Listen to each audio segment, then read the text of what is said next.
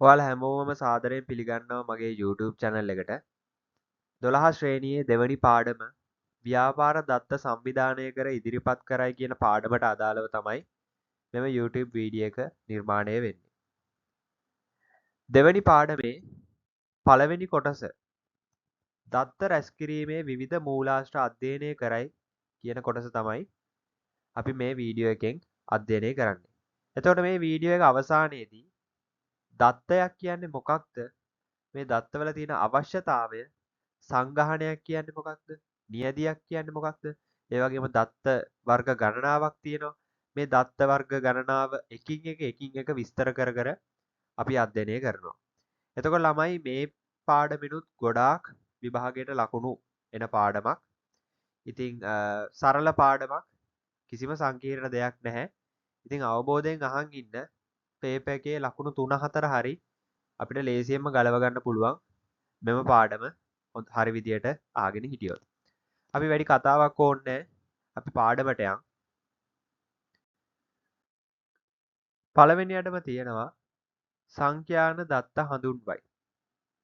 සංඛ්‍යාන දත්ත කියන්නේ කිසියම් සිද්ධියක්, කණ්ඩායමක් හෝ පරීක්ෂණයක් සම්බන්ධයෙන් සකස් කරන ලද තොරතුරු එකතුවක්. සරලවම කිව්වොත් මේ සංඛ්‍යාන දත්ත කියලා කියන්නේ කිසියම් සිද්ධියක් සම්බන්ධයෙන් අපි එකතු කරන ලද තොරතුරු එකතුවක්. හරිද? උදාහරණ දෙකකුත් දීලා තියෙනවා. පන්තියේ ශිෂ්‍යයන්ගේ වයස, පන්තියේ ශිෂ්‍යයන්ගේ ලකුණු. හිතන්න උදාහරණයක්. දැන් පන්තියේ ගුරුතුමිය ඇවිල්ලා කියනවා ආර්ථික විද්‍යාව විෂයට ආර්ථික විද්‍යාව විෂයට ළමයි ගත්ත ලකුණු මට එක එක්කෙනා කියන්න. එක්කෙනෙක් කියනවා 63යි. එක්කෙනෙක් කියනවා 57යි. තව එක්කෙනෙක් කියනවා 85යි. ඔය විදිහට මේ ගුරුතුමිය මොනවද මේ ළමයිගෙන් එකතු කරන්නේ? දත්ත. ඕක තමයි සරලවම දත්ත කියලා කියන්නේ.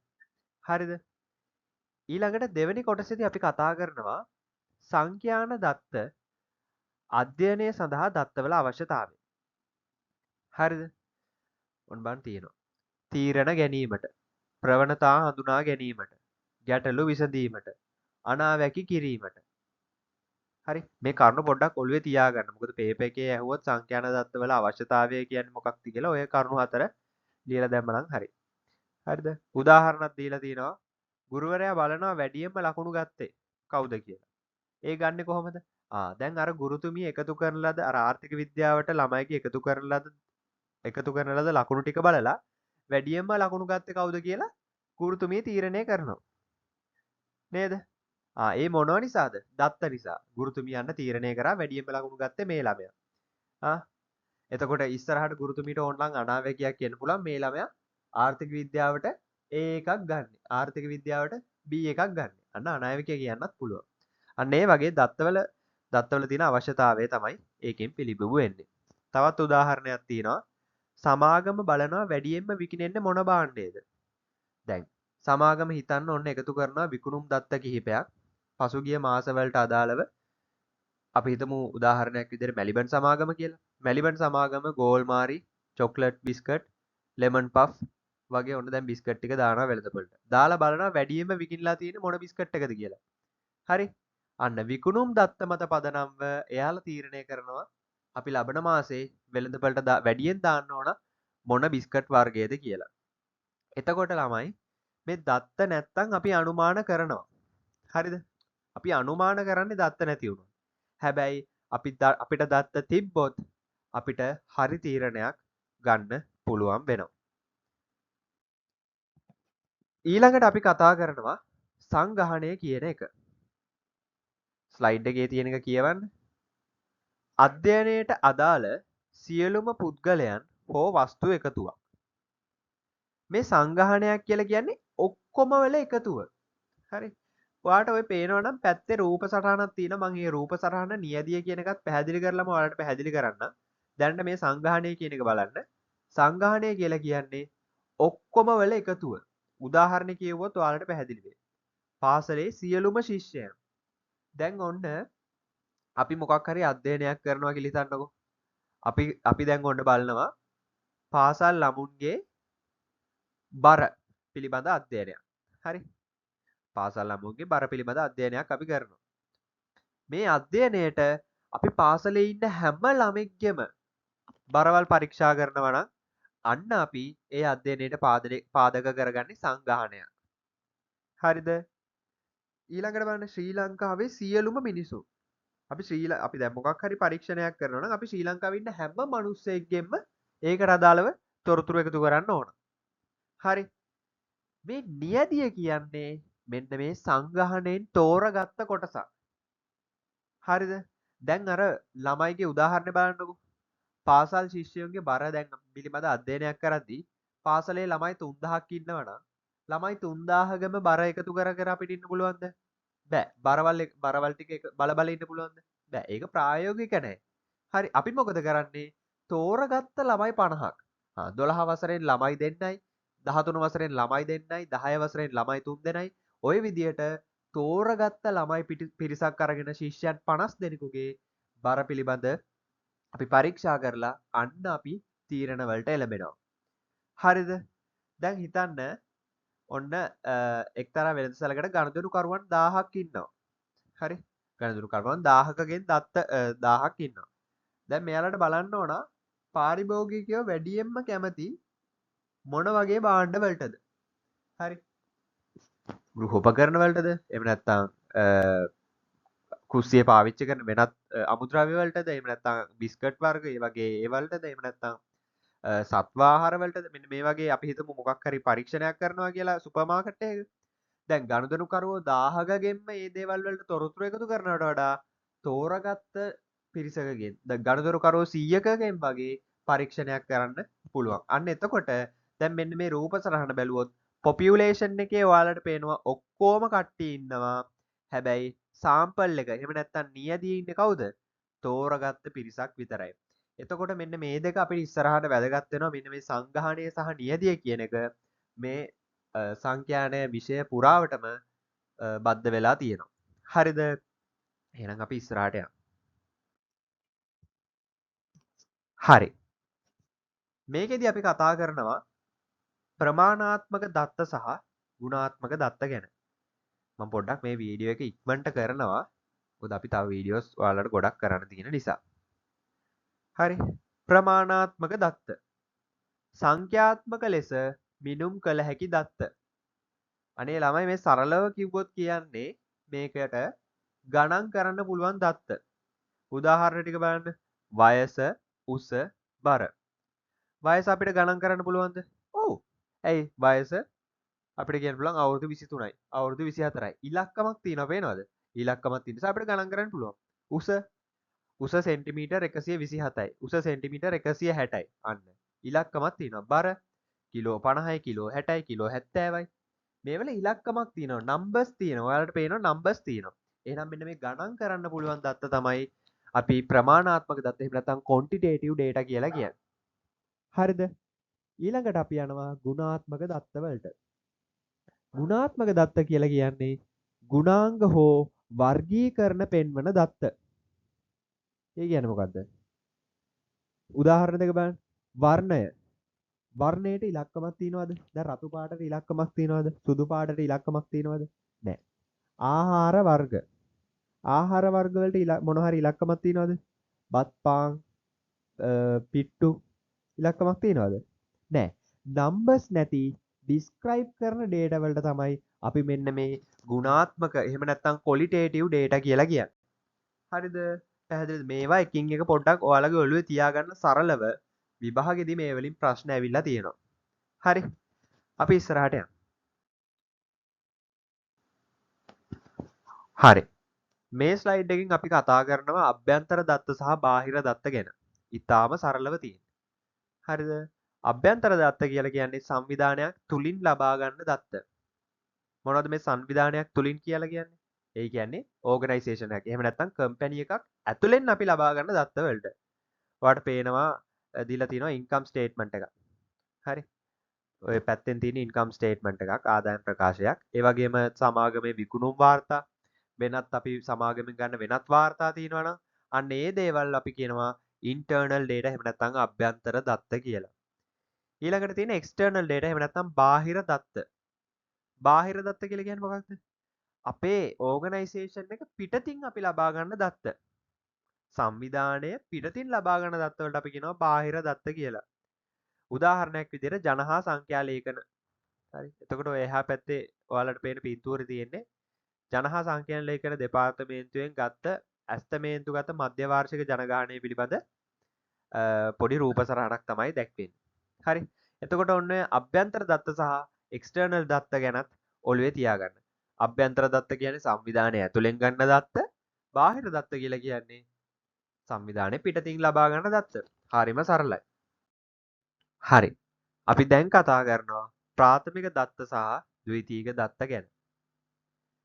එතකොට මේ කොටස ඉතාම වැදගත් කොටසක්. මොකද පේපර් එකේ ගොඩාක් ලකුණු මේ හරහා ගොඩනැගිලා තියෙනවා. හරිද? ප්‍රාථමික දත්ත.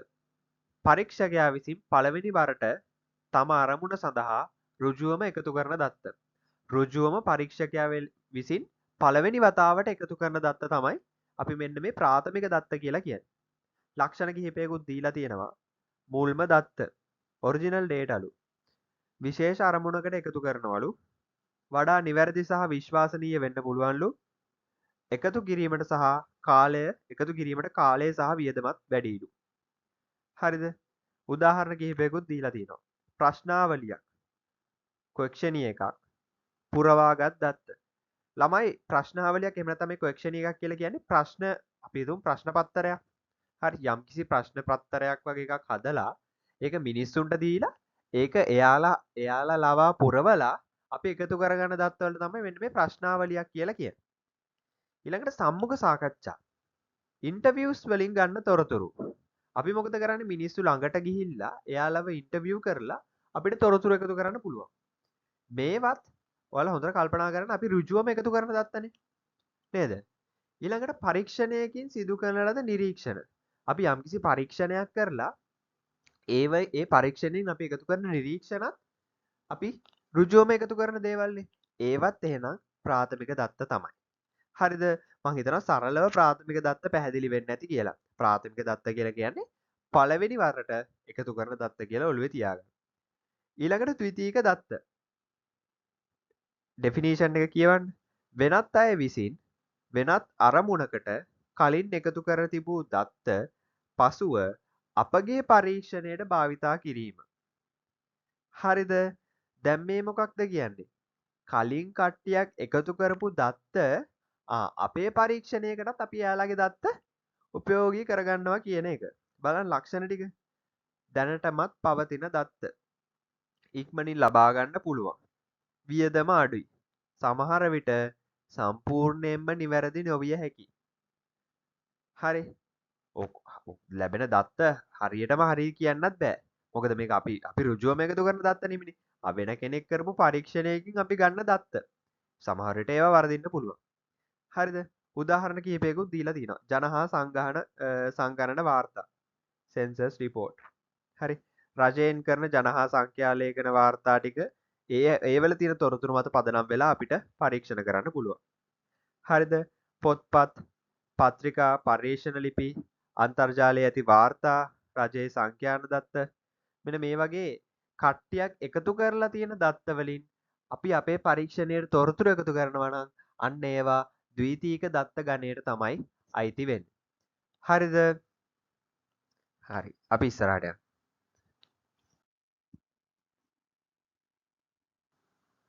දැන් අපි කතා කරා ළමයි ප්‍රාථමික දත්ත මූලාශ්‍රයන්හි අපි ප්‍රාථමික දත්ත කතා කරා ද්විතීයික දත්ත කතා කරා.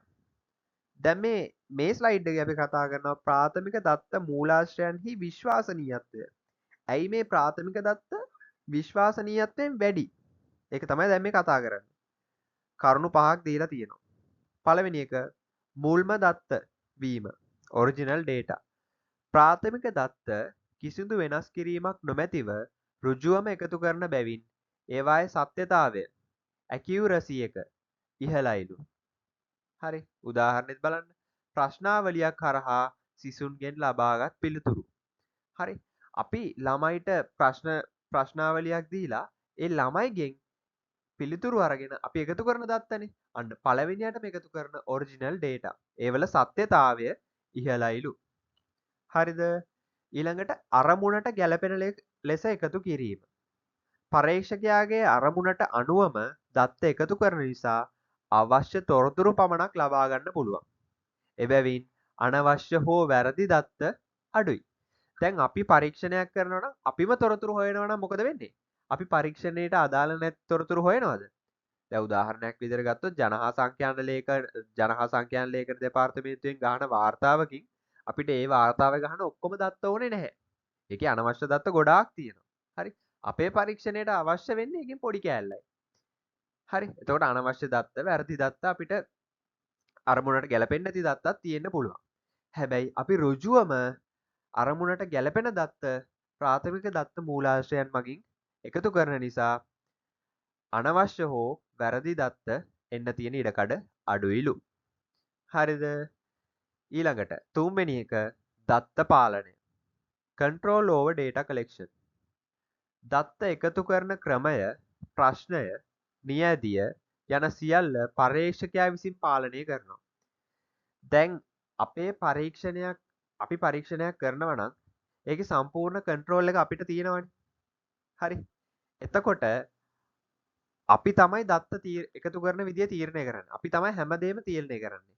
එතකොට දත්ත එකතු කිරීමේදී වෙන වැරදි අවම වෙනවා. හරි. දත්ත පාලනය කියන්නේ ඒක. ඊළඟට හතරවෙනි කරුණෙන් කියනවා නවීන සහ යාවත්කාලීන වීම. ප්‍රාථමික දත්ත වත්මන් තත්ත්වය පිළිබඳ ඍජු තොරතුරු ලබා දෙන නිසා යාවත්කාලීන වේ.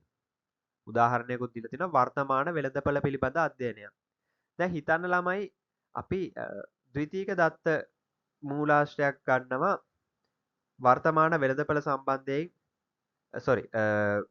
වෙළඳපළ සම්බන්ධයෙන් 2024 දී කරලා තියෙන වාර්තාවක් සම්බන්ධයෙන් වෙළඳපළේ පාරිභෝගිකයන්ගේ අපි හිතමු ඉල්ලුම තීරණය කරන සාධක පිළිබඳ කරලා තියෙන වාර්තාවක් කියලා. හරි 2024 කරපු එකක්. දැන් මේ 2026 ඉන්නේ. හරිද? අන්න මොකද වෙන්නේ? එකකට එකක් ගැලපෙනවද? ඒ කාලේ තිබ්බ සිස්ටම් එක නෙමෙයි දැන් තියෙන්නේ. හරිද? අන්න එහෙනම් අපි ඍජුවම ප්‍රාථමික දත්ත මූලාශ්‍රයක් පාවිච්චි කරනවා නම් අපිට අප්ඩේට් තොරතුරු ගන්න පුළුවන්. එහෙනම් උදාහරණෙත් ඔයාලට පැහැදිලි වෙනවා ඇති වර්තමාන වෙළඳපළ පිළිබඳව අධ්‍යයනයක් කරනවා නම් අපි ඍජුවම ගිහිල්ලා වෙළඳපළට ගිහිල්ලා එකතු කරන දත්ත වලින් ගන්නවා නම් නවීන සහ යාවත් කාලීන දත්ත අපිට ගන්න පුළුවන්. ඊළඟට පස්වෙනි එක තියෙනවා විශ්වාසය වැඩිවීම. පර්යේෂකයාම දත්ත එකතු කරන නිසා භාවිතා කරන විට අනෙක් මූලාශ්‍ර වලට වඩා විශ්වාසනීයත්වයෙන් වැඩි. අවසානයේටත් කියන්න තියෙන්නේ ප්‍රාථමික දත්ත යනු පරීක්ෂකයා විසින් ඍජුවම එකතු කරන දත්ත බැවින් ඒවායේ විශ්වාසනීයත්වය සාපේක්ෂව ඉහළයි කියන එක තමයි. ළමයි පේපර් එකේ ඔය විස්තර කරලා ප්‍රශ්නයක් ඇහුවොත් ඇයි ප්‍රාථමික දත්තවල විශ්වාසය වැඩි කියලා ලස්සනට ඔන්න ඔය උත්තර පහ ගලපලා හොඳ ලස්සන උත්තරයක් ලිව්වොත් ඔයාලට පේපර් එකට සම්පූර්ණ ලකුණුම ගන්න පුළුවන්. හරි එහෙනම් අපි ඉස්සරහට යමු. හරි. ප්‍රාථමික දත්තවල වාසි සහ අවාසි. වාසි ටික බලන්න ළමයි. ඉහළ විශ්වාසනීයත්වය. ප්‍රාථමික දත්ත ඍජුවම එකතු කරන නිසා නිවැරදි සහ විශ්වාසනීය වෙනවලු. ඉහළ විශ්වාසනීයත්වයක් තියෙනවා ප්‍රාථමික දත්තවල. දෙවෙනි එක අරමුණට ගැලපීම. පරීක්ෂණයේ අවශ්‍යතාවයට අනුවම දත්ත එකතු කරන නිසා අදාළ නොවන තොරතුරු අඩුයි. ඒකත් වාසියක්. යාවත් කාලීන දත්ත වර්තමාන තත්ත්වය පිළිබඳ නවතම තොරතුරු ලබා ගන්න පුළුවන්. පාලනය වැඩිවීම. පර්යේෂකයාට දත්ත එකතු කිරීමේ ක්‍රමය ප්‍රශ්නය සහ නියැදිය පාලනය කළ හැකි නිසා ඒකත් ප්‍රාථමික දත්තවල තියෙන වාසියක්. හරිද? අපි දැන් බලමු අවාසි ටික ළමයි. වැඩි වියදම. ප්‍රාථමික දත්ත එකතු කිරීම සඳහා මුදල් සහ සම්පත් වැඩි වශයෙන් අවශ්‍ය වෙනවා. අනිවාර්යෙන්ම. ඔයා ඍජුවම පරීක්ෂණයක් කරනවා නම් ඔයාට ලොකු කොස්ට් එකක් දරන්න වෙනවා. ඒ වගේම ලොකු කාලයක් ගත වෙනවා. දෙවෙනි කරුණ තියෙන අවාසිය වැඩි කාලයක් ගත වෙනවා. ඇයි ඒ? සම්මුඛ සාකච්ඡා, ප්‍රශ්නාවලි හදන්න ඕන, නිරීක්ෂණ කරන්න කාලය යනවා. ඔන්න ඔය වගේ කරුණු තමයි අවාසි විදියට තියෙන මෙන්න මේ ප්‍රාථමික දත්තවල. වැඩි මහන්සියක් ඔයාට දරන්න වෙනවා. ඇයි? දත්ත එකතු කරන්න මහන්සි වෙන්න වෙන ඒවා සංවිධානය කරන්න, විශ්ලේෂණය කරන්න අධික වෙහෙසකාරී වෙනවා. ඒක නිසා වැඩි මහන්සියක් ඔයාට දරන්න වෙනවා. හතරවෙනි අවාසිය තියෙනවා ප්‍රවේශය සීමා වීම. සමහර අවස්ථාවලදී අවශ්‍ය දත්ත ලබා ගැනීම අපහසු හෝ සීමා විය හැකියි. හැම දත්තයක්ම අපිට ගන්න බෑනේ. මොකක් හරි සංවේදී දත්ත වගේක් අපි එකතු කරනවා නම් සමහර වෙලාවට අපිට ඒ පරීක්ෂණය කරන්න බැරි වෙන්න පුළුවන්. හරි. හැම අවස්ථාවෙම අපිට දත්ත එකතු කරන්න බෑ. අන්න ඒකත් එක තියෙන අවාසියක් තමයි මෙන්න මේ ප්‍රාථමික දත්තවල. හරිද? අපි ඉස්සරහට යන්න ළමයි.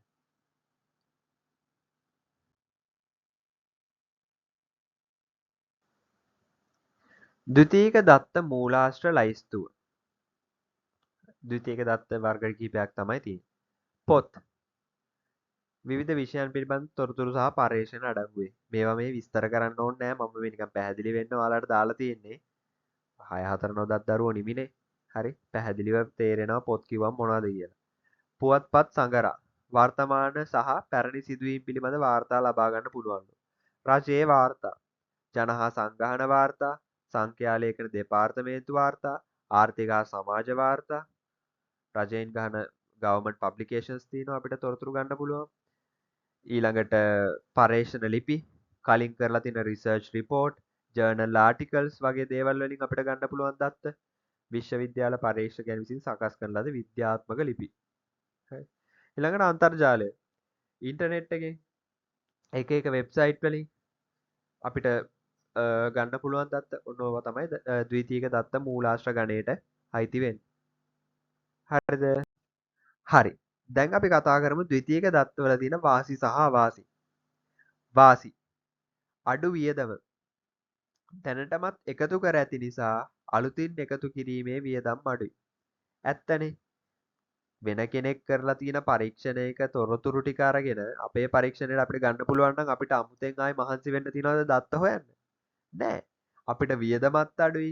අපිට ඉක්මනින් ලබා ගන්න පුළුවන්. ඇයි පොත්පත් තියෙනවා, වාර්තා තියෙනවා, අන්තර්ජාලය වගේ දේවල් තියෙනවා. ඉක්මනින් දත්ත අපිට ගන්න පුළුවන්. අපේ කාලෙත් මොකද වෙන්නේ? ඉතුරු වෙනවා. ඒත් එක්කම විවිධ මූලාශ්‍රත් තියෙනවා. අපිට එකම විෂයට දත්ත විවිධ මූලාශ්‍ර වලින් ගන්න පුළුවන්. අපිට පොත් වලින් ගන්න පුළුවන්, ජර්නල් ආටිකල් වලින් ගන්න පුළුවන්, අන්තර්ජාලයෙන් ගන්න පුළුවන්, වෙබ්සයිට් වලින් ගන්න පුළුවන්. විවිධ මූලාශ්‍ර තියෙනවා අපිට දත්ත එකතු කරන්න පුළුවන් වෙන. හැබැයි ළමයි බලන්න සෙකන්ඩරි ඩේටා එහෙම නැත්නම් මෙන්න මේ ද්විතීයික දත්තවල තියෙන අවාසි ටික අරමුණට නොගැලපීම. තව කෙනෙක් එකතු කරලා තියෙන දත්ත එයා එකතු කරන්නේ එයාගේ පරීක්ෂණයට අදාළවනේ. නේද? එතකොට අපේ පරීක්ෂණයට මොකද? ඒ දේවල් ඍජුවම ගැලපෙන්නේ නැති වෙන්න පුළුවන්. අපිට යාගේ තොරතුරු ගන්න පුළුවන්. නමුත් ඒවා අපේ පරීක්ෂණයට ඍජුවම ගැලපෙන්නේ නැති වෙන්න පුළුවන්. විශ්වාසනීයත්වයේ සැක සහිත වීම. සමහර දත්ත පැරණි හෝ නිවැරදි නොවිය හැකියි. 1900 බර ගණන් වල එකතු කරලා තියෙන දත්ත ටිකක් වර්තමාන සමාජයේ අපි පරීක්ෂණයක් කරනවා නම් ගැලපෙනවද? නෑ. වැඩි දෙයක් ඕනේ නෑ. අපි හිතමු මේ 2015 2015 එකතු කරලා තියෙන දත්ත ටිකක් 2026ට ගැලපෙනවද? නෑ. ඇයි අපිට කොරෝනා ආවා, එක එක ප්‍රශ්න ආවා, ආණ්ඩු මාරු වීම ආවා, අරගල තිබ්බා. ඒතර මේ දේවල් තිබ්බ නිසා රටේ ආර්ථිකය අපි හිතවුම නැති පැත්තකට හැරුණානේ. ඒතර එහෙම තත්ත්වයක් තුළදී අපිට ඒ කාලේ කරපු පරීක්ෂණයක දත්ත මත පදනම් මේ කාලේ අපිට නිගමන වලට එළඹෙන්න පුළුවන්ද? බෑ. හරි. අන්න එතකොට එතන ප්‍රශ්නයක් තියෙනවා. ඊළඟට යාවත් කාලීන නෑ. හරි. සමහර දත්ත පරීක්ෂණයට අදාළ නොවන තරම් පැරණි වෙන්න පුළුවන්. අපි දැන් මේ කතා කරගෙන හිටපු කරුණමයි. ඊළඟට පාලනයක් නැහැ. පාලනය නොමැතිවීම. දත්ත එකතු කළ ක්‍රමය අපිට පාලනය කරන්න බෑ. ඒක නිසා ගුණාත්මක භාවය වෙනස් වෙන්න පුළුවන්. මොකද්ද මේ දත්ත පාලනය අපිට පාලනය කරන්න බෑ කියලා කියන්නේ? ඇයි අපි ඉන්ටර්නෙට් එකෙන් තොරතුරු ගන්නවා නම් අපිට ඒක පාලනය කරන්න පුළුවන්ද? බෑ. කාගේ හරි පොතකින් අපි දත්ත එකතු කරනවා නම් අපිට පුළුවන් ද පොත වෙනස් කරන්න? බෑ. අපිට පාලනයක් නැහැ. එතකොට පොඩ්ඩක් ගුණාත්මක භාවය එහෙ මෙහෙ වෙන්න පුළුවන්. ඔන්න ඔය දේවල් තමයි ද්විතීයික දත්තවල තියෙන අවාසි වලට එන්නේ. අපි ඉස්සරහට යමු. ළමයි දැන් අපි ප්‍රාථමික දත්ත ද්විතීයික දත්තත් ඉවර කරලා දැන් අපි එනවා මිනුම් පරිමාණය අනුව දත්ත වර්ග කිරීම. Scales of measurement. කොටස් හතරක් තියෙනවා. නාමික පරිමාණය, තාරා පරිමාණය, අන්තර් පරිමාණය, අපි මේකට ප්‍රාන්තර පරිමාණය කියලාත් කියනවා. ඊළඟට අනුපාත පරිමාණය. පළවෙනියටම තියෙනවා නාමික පරිමාණය, nominal scale. හරිද? දත්ත වර්ග හඳුනා ගැනීමට පමණක් භාවිතා කරන පරිමාණයයි. හරිද? මේ කිසිදු අනුපිළිවෙලක් නැහැලු. ලක්ෂණ බලන්න. අංකවලට ගණිතමය අර්ථයක් නැත. වර්ග කිරීම පමණක් අපි සිද්ධ කරයි. උදාහරණයක් බලන්නකො එතකොට ඔයාලට පැහැදිලි වෙයි. ස්ත්‍රී පුරුෂ භාවයේ විමසීම. අදාළ කේතය කොටුව තුළ සටහන් කරන්න. ස්ත්‍රී පුරුෂ F තියෙනවා M තියෙනවා. අපි දැන් පුරුෂනේ අපිට M දාන්න පුළුවන්. ස්ත්‍රී එක තියෙනවා පුරුෂ දෙක තියෙනවා. අපිට දෙක දාන්නත් පුළුවන්. ස්ත්‍රී G පුරුෂ B. අපිට B දාලා ඒක මාක් කරන්නත් පුළුවන්. අදාළ කොටුව තුල කතිරේ යොදන්න. ස්ත්‍රීද පුරුෂද? පුරුෂයෙක්ගෙන් කතිර ගන්න. මේ මොකද්ද මේකේ තියෙන්නේ? අපිට අර වර්ග කිරීමට පමණක් භාවිතා කරන්න පුළුවන් වෙන විදිහට. හරිද? අපිට එක එක ස්වරූපෙන් ඒක අහන්න පුළුවන්. නමුත් කොහොම කරත් අපි කරන්නේ මොකක්ද මේකෙන්? වර්ග කිරීම. පදිංචි දිස්ත්‍රික්කයේ විමසීම. කොළඹ නම් C, ගම්පහ නම් G, කළුතර නම් කේලු. මගේ දිස්ත්‍රික්කේ කොළඹ. අය නම් C දානවා. ඒකම තව විදියකට අහන්න පුළුවන්. කොළඹ නම් 1 යොදන්න, ගම්පහ නම් 2 යොදන්න, කළුතර නම් 3 යොදන්න කියලා. මගේ දිස්ත්‍රික්කේ කොළඹනේ. ආයෙ නම් 1 දානවා. අදාළ කොටුව තුල කතිරේ යොදන්න කියලාත් අහන්න පුළුවන්. කොළඹ නම් කොළඹ ඉස්සරහින් කතිරයක් දානවා, ගම්පහ නම් ගම්පහ ඉස්සරහින් දානවා, කළුතර නම් කළුතර ඉස්සරහින් දානවා. ආයෙ නම් මම මොකද්ද කරන්නේ? කොළඹ ඉස්සරහින් කතිරේ දානවා. මේ ඔක්කොම වලින් මොකද්ද කරන්නේ? මේ නාමික පරිමාණයේ දත්ත වලින් අපි කතා කරන්නේ අර වර්ග කිරීමක් පමණක්. මේකේ අංක වලට ගණිතමය අර්ථයක් තියනවද? නැහැ. කිසිදු අනුපිළිවෙලක් නැහැ. දත්ත වර්ග කියලා හඳුනා ගැනීමට පමණක් භාවිතා කරන පරිමාණයට තමයි අපි nominal scale කියලා කියන්නේ. අපි ඉස්සරහට යන්න. හරි. දැන් අපි කතා කරනවා තරා පරිමාණය ගැන. හරි. දත්ත අනුපිළිවෙලකට සකස් කළ හැකි පරිමාණය. ඒ කියන්නේ රෑන්ක් එකකට. හරි පිළිවෙලකට සකස් කරන්න ඕනේ. හරි. බලන්න ලක්ෂණ දෙක අනුපිළිවෙල ඇත. වෙනස්කම් සමාන ලෙස මැනිය නොහැක. වෙනස්කම් සමාන ලෙස මයින්න බෑලු. බලන්න දැන් ඔන්න උදාහරණය තමයි ගණිතයේ විෂය සඳහා ශිෂ්‍යයෙකුගේ කැමැත්ත විමසීම. හරි. අපිට දැන් මෙන්න මේක බලන්න මේක අහන විදි කිහිපයක් ඔන්න දීලා තියෙනවා. ඔයා කැමති ඔබගේ වර්ණයට අදාළ කේතාංකයේ කොටුව තුල යොදන්න. ඕකේ කොටුව වැදිලා නැහැ.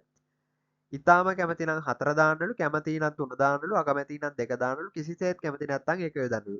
කොටුවක් තියෙනවා. ඒ කොටුවේ ඔයා ගණිතයේ විෂයට කැමතිද නැද්ද කියලා දාන්න තියෙනවා. මම නම් ඊටාම කැමති. එහෙනම් මම 4 දානවා. හරිද? ඒකම තව විදියකට අහලා තියෙනවා පේනවද? ඊටා කැමති නම් ඔයාට එතනින් ටික් එකක් දාන්න පුළුවන්, කැමති නම් එතනින් ටික් එකක් දාන්න පුළුවන්, අකමැති නම් ඒකෙන් දාන්න පුළුවන්. කිසිසේත් කැමති නැත්නම් ඒක දාන්නත් පුළුවන්. තවත් විදියකට අහලා තියෙනවා අන්න ඉතා කැමති නම් A, කැමති නම් B, අකමැති නම් C, කිසිසේත් කැමති නැත්නම් D.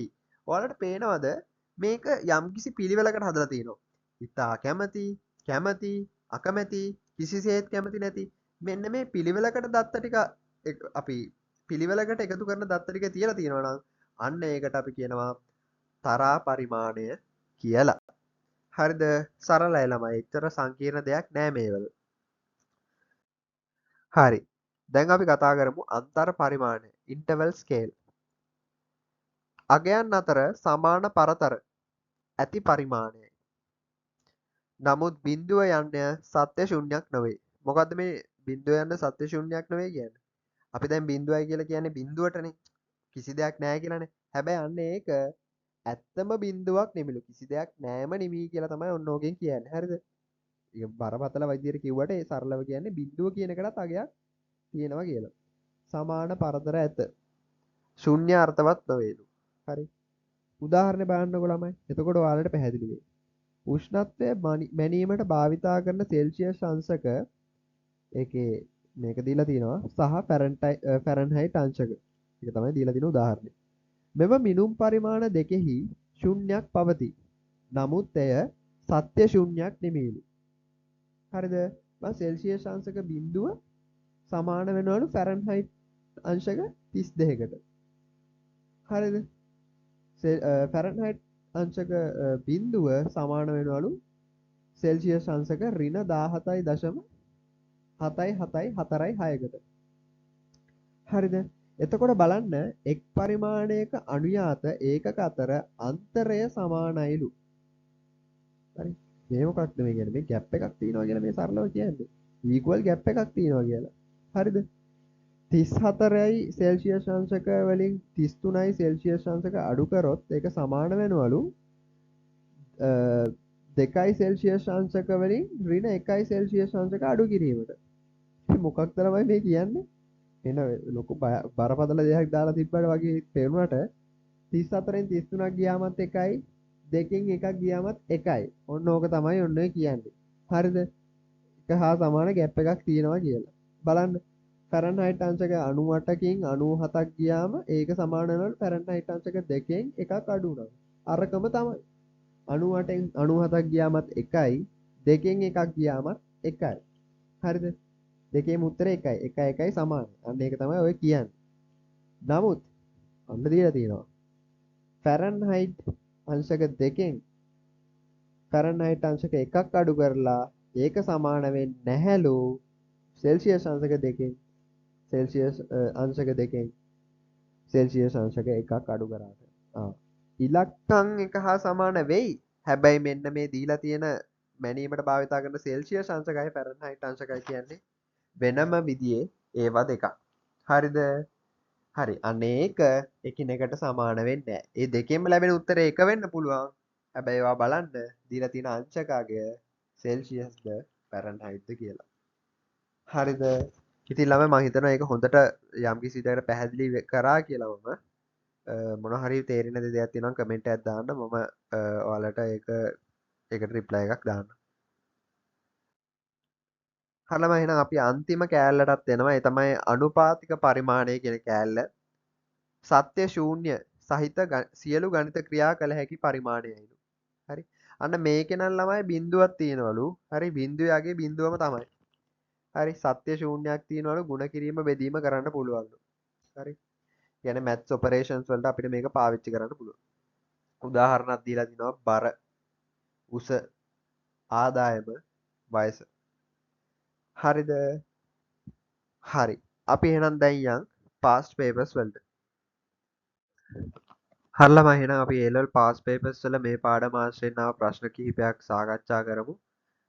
මේ ප්‍රශ්න ඔක්කොන්ටම මේ ස්ලයිඩ් එක බැලුවා නම් ආන්සර් කරන්න පුළුවන්. ඒ වගේම තව papers වල මේට වඩා ප්‍රශ්න තියෙනවා මේ පාඩම ඇසුරෙන්. ඉතින් මම මේ කිහිපයක් විතර මේකට ඇඩ් කරේ. ප්‍රාථමික දත්ත සහ ද්විතීයික දත්ත අතර වෙනස්කම් පැහැදිලි කරන්නලු. ප්‍රාථමික දත්ත කියලා කියන්නේ මොනවද? පළවෙනියටම එකතු කරන ලද දත්ත. ද්විතීයික දත්ත කියලා කියන්නේ මොනවද? වෙන කෙනෙක් එකතු කරපු දත්ත වලින් අපි මොකක් හරි තොරතුරක් ගන්න ඕන. හරිද? දැනටමත් වෙන කෙනෙක් රැස් කරලා තියෙන පවතින දත්ත වලින් දත්ත භාවිතා කිරීම තමයි අපි ද්විතීයික දත්ත කියලා කියන්නේ. හරි.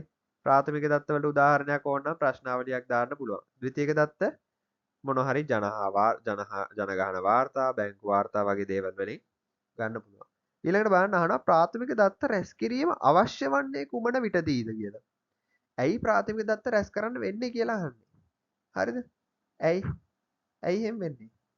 අවශ්‍ය දත්ත කොහෙවත් සූදානම්ම නොමැති විට. හරි.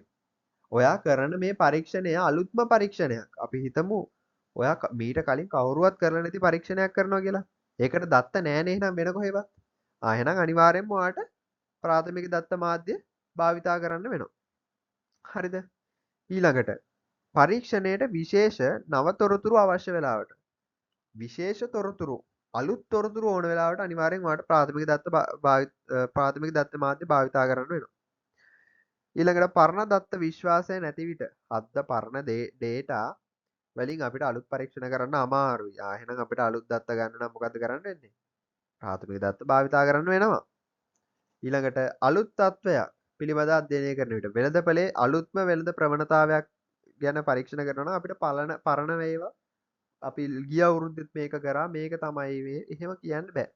අලුත් එකක් කරනවා නම් අලුත් වෙළඳ ප්‍රවණතාවයක් වෙලා නම් අපිට ඒක ගැන අධ්‍යයනයක් කරන්න ප්‍රාථමික දත්ත අවශ්‍ය වෙනවා. ඊළඟට ඔන්න ඒකට ලකුණු දෙකක් දීලා තිනවා 2010 A level වල second part එකේ 11 වෙනි ප්‍රශ්න තමයි ඒ තිබ්බේ. ඔන්න බලන්න ඒ 2010 ඒ පාර්ට් එකේම 11 වෙනි ප්‍රශ්නෙම දීලා තියෙන ඊළඟ ප්‍රශ්න ප්‍රාථමික දත්ත රැස් කිරීමේ ඕනෑම ක්‍රම තුනක් සාකච්ඡා කරන්නලු. ළමයි හරිම සරල ප්‍රශ්නයක්නේ. අපිට ප්‍රශ්නාවලියක් ගන්න පුළුවන්. ප්‍රාථමික දත්ත රැස් කරන ක්‍රමයක්නේ ප්‍රශ්නාවලිය. මොකද්ද ප්‍රශ්නාවලියක් කියලා කියන්නේ? ප්‍රශ්න පත්‍රයක් දීලා දත්ත රැස් කරන එක. ඔන්ලයින් Google form තියෙන ළමයි. ඔන්ලයින් Google form උත් ප්‍රාථමික දත්ත. ඇයි ඔන්ලයින් Google form එකේ තියෙන්නේ ප්‍රශ්න පත්‍රයක් වගේනේ. අපි දැන් යවන්නේ නැද්ද දැන් ඒ කැම්පස් කාලේට ආවම ඔයාලට තේරෙයි ඔයාලා රිසර්ච් කරද්දී Google form හදනවා. මේක ෆිල් කරලා දීපන්කෝ. අරක ෆිල් කරලා දීපන්කෝ. මෙන්න Google forms එනවා සෑහෙන. මේ මොකක්ද මේ එකතු කරන්නේ? ප්‍රශ්නාවලිය. හරි. ඔන්න අපිට එකක් ගන්න පුළුවන් ඒක. ඊළඟට අපි මොනවද ඉන්ටර්විව්ස් ළමයි. සම්මුඛ සාකච්ඡා. මේ වලිනුත් අපි මොනවද කරන්නේ? මූණට මූණ කතා කරලා තොරතුරු එකතු කරන එකනේ කරන්නේ. ජොබ් ඉන්ටර්විව් වගේ දේවල්. හරි. තොරතුරු රැස් කරන, දත්ත රැස් කරන ක්‍රමයක්. හරි. ඕක පොඩ්ඩක් විස්තර කරලා ලියන්න පුළුවන්. ඊළඟට නිරීක්ෂණ ක්‍රම. හරි. ඔබ්සර්වේෂන්. අපි පරීක්ෂණයක් මොකක් හරි කරලා ඒකෙන් එන නිරීක්ෂණ මත පදනම්ව දත්ත රැස් කරනවා. උදාහරණයක් විදිහට හිතන්න ඔයා වෙළඳසැලක වෙළඳසැලක හිමියෙක් කියලා හිතන්න. වෙළඳසැලට එන කාන්තාව වැඩිපුරම පාවිච්චි කරන්නේ අන්න මේ සබන් ගැටේ. මේක තමයි හැමෝම හැම ගෑනු කෙනාම පාවිච්චි කරන්නේ මේක. අන්න මොකද කරන්නේ කස්ටමර්ගේ බිහේවියර් එක ඔයා බලනවා. ෂොප් එකට එන කස්ටමර්ස්ලාගේ බිහේවියර් එක බලලා ඔයා නිරීක්ෂණය කරලා මොකද කරන්නේ ඒ වලින් දත්ත එකතු කරනවා. වැඩියෙන්ම විකිනෙන සබන් කැටේ මේක කියලා. සරල උදාහරණයක් මම කිව්වේ. හරි. ඉතින් බලන්න ලකුණු 6ක් දීලා තියෙනවා මේ ප්‍රශ්නෙට. හරිද? ඒකයි මම කිව්වේ පොඩ්ඩක් මේ වලින් ලකුණු අපිට ගන්න පුළුවන් ලේසියෙන්ම මේ පාඩම් වලින්. හරි. ඊළඟට බලන්න තියෙනවා ප්‍රාථමික දත්ත හා ද්විතීයික දත්ත යනුවෙන් අදහස් කරන්නේ මොනවාදයි විස්තර කරන්න එක් එක් දත්ත ප්‍රරූපයේ වාසි හා අවාසි දෙකක් ලියන්න. ලියන්න පුළුවන් ලකුණු 4ක ප්‍රශ්නයක් 2018 අහලා තියෙනවා. ඊළඟට බලන්න තියෙනවා MCQ ප්‍රශ්නයක් මම මේකට ඇඩ් කරලා තියෙනවා බලන්න. තාරා පරිමාණය මිනුම් පිළිබඳ පහත ප්‍රකාශ සලකන්නලු. A පිළිවෙල අර්ථවත් නමුත් වෙනස අර්ථවත් නොවේ. B අන්තරයේ විශාලත්වය සහ ශූන්‍ය අගය අර්ථවත් වේලු. C වටිනාකම අර්ථවත් නොවේලු. හොඳ ප්‍රශ්නයක් හරි. ඔයා දැන් මේකේ ලක්ෂණ හැම එකම දැනන් ඉන්න. අපිට අහන්නේ තරහා පරිමාණයට ගැලපෙන දෙක හෝ ගැලපෙන්නේ මොනවද කියලා තමයි අහන්නේ. හරි. පිළිවෙල අර්ථවත් නමුත් වෙනස අර්ථවත් නොවේ. හරිද වැරදිද? හරිනේ. ගිහිල්ලා කියවන්න මම මේ ස්ලයිඩ් මේකේ මේ වීඩියෝ එකේම මේ තරහා පරිමාණය පිළිබඳ කතා කරද්දී ලක්ෂණ වල කතා කරා. පිළිවෙල අර්ථවත් නමුත් වෙනස අර්ථවත් වෙනවද? නෑ. ඒකේ නම් හරි. අන්තරයේ විශාලත්වය සහ ශූන්‍ය අගය අර්ථවත් වේලු. මතකද මං කිව්වා බිඳුවට අගයක් තියෙන මොකේද? රේෂියෝ ස්කේල් එකට අදාළ එකක් තමයි එහෙනම් ඒ දීලා තියෙන්නේ.